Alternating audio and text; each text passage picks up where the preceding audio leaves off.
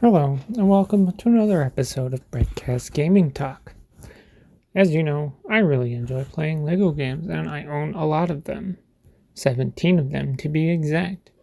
That's not all the LEGO games I would like to have played up to this point, but I will get more down the line. So, I've decided to rank all of the 17 LEGO games that I have played. This is going to be the first part where I will be covering number 17 to number 11, and we'll do the rest in a separate video. Before I go on, please do not comment asking about LEGO Batman 2, LEGO Batman 3, the LEGO Ninjago movie video game, LEGO Incredibles, LEGO DC Supervillains, and the LEGO Movie 2 video game because I have not played these games yet, and that's obviously why they're not on the list. I have played 17 LEGO games, and so I am ranking them with 17 being my least favorite LEGO game and 1 being my most favorite LEGO game. And yes, I will be going in order of 17 to 1. Please remember that this is my opinion, and now let's just get right into it. Starting with number 17 is going to be LEGO Worlds. This game started out alright for me, but as it went on, I just got more and more bored of it. I bet you were thinking I was going to say it's a terrible game, but it's not a terrible game. However, it is a very boring game. I played the game for 6 hours and got extremely bored of it. If that sounds familiar, that's because I made a video about LEGO Worlds already. I basically said that the game wants to be Minecraft. It has like 5 tools for building stuff, with switching between those items being not very easy.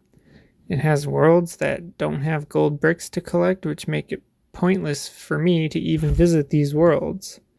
The adventure mode is not very structured, and that seems odd because it's basically story mode. Sandbox mode is for no structure and no instruction. You just build to your heart's content. I made a lot of comparisons to Minecraft in my original video, and I still stick by that this game was an attempt to make a game that is similar to Minecraft, but just doesn't accomplish being as clean and polished as Minecraft is. Yes, LEGO Worlds also has the addition of collecting characters, but I don't feel that it makes it any better. The worlds can just be very bland, and sometimes you can't do stuff because you have to go to another world and come back for something. Since uninstalling it, I have not felt the want to go back and play it again. Perhaps if I get desperate for games to play, I will give it another shot, but I still will play and enjoy Minecraft much more over LEGO Worlds. Number 16 is going to be LEGO Marvel Superheroes 2. I was really excited to play this game after I had already played LEGO Marvel Superheroes and LEGO Marvel's The Avengers, but this game was disappointing compared to those two games. I will say that both of the LEGO Marvel Superheroes games, which does not include LEGO Marvel's Avengers, are hit and miss for me because they include all of the superhero teams, and I personally don't care much for groups like the X-Men or the Fantastic Four. Back to LEGO Marvel Superheroes 2, I actually got stuck on a level and couldn't get myself unstuck from the level, which is why I ended up uninstalling it and why it made number 16 on the list. I never got so stuck on a level in a LEGO game that I couldn't get past it, and this is now the game that gets the honor. This is the LEGO game that I have found the most bugs and glitches in, which makes it even more fun. It's a shame that, because up until that point, I was really enjoying the game. I also feel that the story is bland too, like the first one. I just feel that there's not much they can do when they take all the Marvel superhero teams and pit them against all the various Marvel villains, big and small.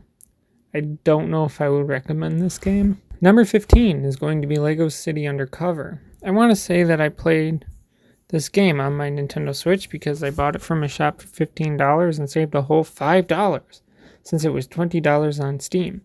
This has a big and open world, and yet the world itself feels empty. There's very few citizens walking around, and sometimes while you're playing, the music will just cut out. It makes the world feel empty and make the game overall feel kind of boring. I actually, was battling to stay awake sometimes when I play it. It was interesting that when they made LEGO Batman, they went the route of changing characters' outfits to blend in or, because it's what the situation needed. And that was something that was started in Lego Batman and made those games feel unique. There's nothing that makes this game feel different from any other Lego game, which is saying something because most Lego games are similar mechanics with a different movie as the front. The main character felt generic, and the villain also felt generic too. It's not a bad game, but after finishing it, I don't really have any wants to go back and play the game in free play. I would say it's a mixed recommendation. Number 14 is going to be Lego Legends of Chima Lavelle's Journey.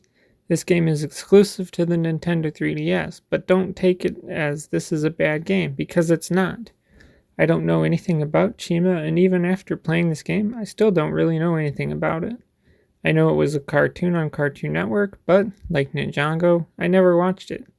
My biggest gripe with this game is that it only has 10 levels, but each level feels like they're 40 minutes long, and sometimes it's painful. You reach a point that you just want the level to end, but it just keeps going. I did find it interesting how each of the characters' different abilities come from the animals that they represent. I was very confused with what was going on in the story because, again, I know nothing about Chima. I don't know if this was a prequel, a sequel, or what. I did have fun playing the game, but like I said, the levels get long.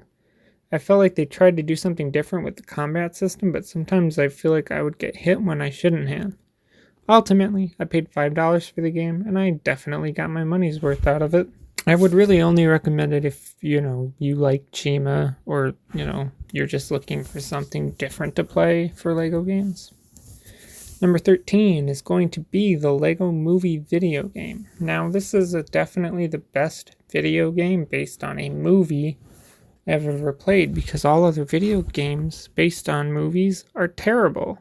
Look, I love the Lego Movie, and this game does well being a game based on that movie. But sometimes it feels like the levels are just elongated sections of the movie in which they have to add things that weren't actually a part of the movie, and some of the levels are a bit boring. The game just makes sure it hits all of the beats from the movie with levels in between and the cutscenes, which are just clips from the movie. There was not much creativity that went into the game, but I don't know how else they could have done it without making a game that did the events before the movie or after the movie. It's not really a bad game, and it is in fact still a fun game. It just seems a little bland. I only recommend it if you like the movie or Lego games, or I guess both really. Number 12 is going to be Lego Indiana Jones 2, The Adventure Continues. Let me begin by saying that this is the best version of the Lego Indiana Jones game because it has all of the movies. I love the Indiana Jones movies, and yeah, there are some games based on them, but they all suck. This captures the spirit of all of the Indiana Jones movies, even of the game, is one of those Lego games that came out before Lego put actual dialogue in their games. The worst part about this game is the vehicle levels. They're just not as fun as the other levels because they're just like, destroy this many of these really easy vehicles. And then when you do that, they throw in the tougher vehicles that you have to destroy, but you have to destroy less of them. And then you do that for a bit, and then there's the boss vehicle that's going to be the hardest to destroy, and it just gets boring fast. I also remember when I played this game, I ran into a bug in the last level of the Last Crusade movie that made it more of a pain to complete that level and the game in general. I have also found it weird that when you start a new game that you play through the fourth movie, Kingdom of the Crystal Skull, first, and then you play through the original 3 Indiana Jones movies. Still, a ton of fun to play, and I recommend it. Finally, for this episode, number 11 is going to be the Lego Batman video game. I know, how can I rate a game when I'm playing it now on PC? Because I've played it in the past before I had it on PC. This is mostly a personal thing that I have just never really been that much into DC characters over Marvel. I've read more Marvel comics over DC, but when it comes to movies, I've seen a fair amount of each, I would say. But I definitely watch more Marvel TV shows than DC ones. I'm not saying I'm biased, I'm not I'm a Marvel fanboy or whatever. But just based on the fact that I'm more into Marvel and have done more Marvel stuff, I would say that I'm more into Marvel. I like the idea of changing your costume based on the situation at hand. It's obviously not the worst LEGO game I've played, but it's not the best either. It is one of the older LEGO games. They was before dialogue, which is fine, but I feel like this is one LEGO game that could benefit from having dialogue in the game. Like all of these games, it's fun, and I do recommend playing it. So that's going to do it for the first part of my ranking of all of the LEGO games that I have played. Second part will cover numbers 10 to 1. That's all I have to say, so if you're out of the conversation, leave a comment below. As always, thanks for listening, and goodbye.